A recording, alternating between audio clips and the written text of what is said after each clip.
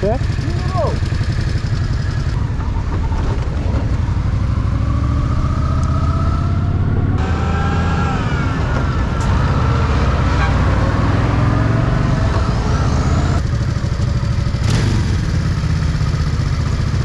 Trebuie schimbi cauciucurile și tu.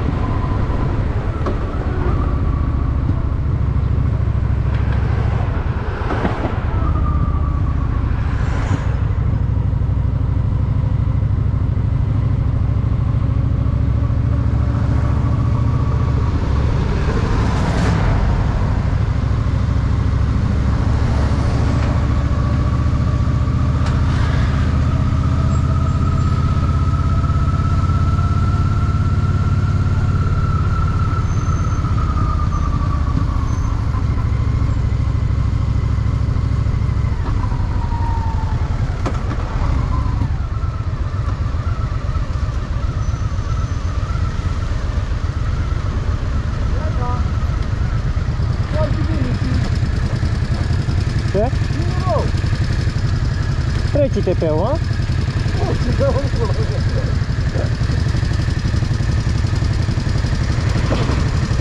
Să iei ceva pentru rugină. Iei un spray în ăsta pentru rugină și mai dai. Vreau să-mi iau din ăla aerosol sau un spundrat pentru crom vreau să-mi iau o soluție, am văzut, e ieftin. Crom? Pentru crom se curăță ăsta. E ieftin. E 15 lei o soluție.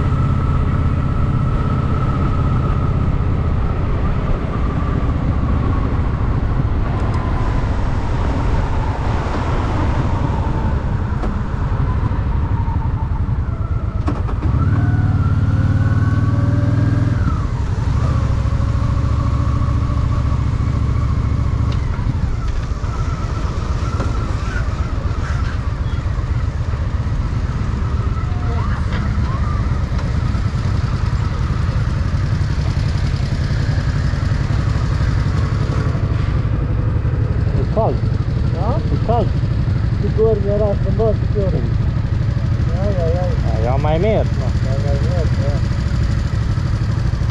Deci așa, după ar fi Mariana.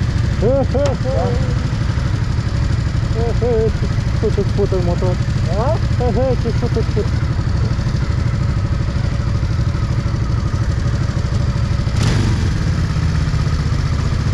Trebuie schimbi cauciucurile și tu.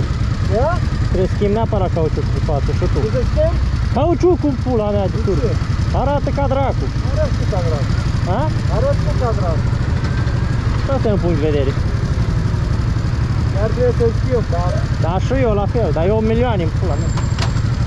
eu. Îl schimb. Cred că în iunie îl schimb.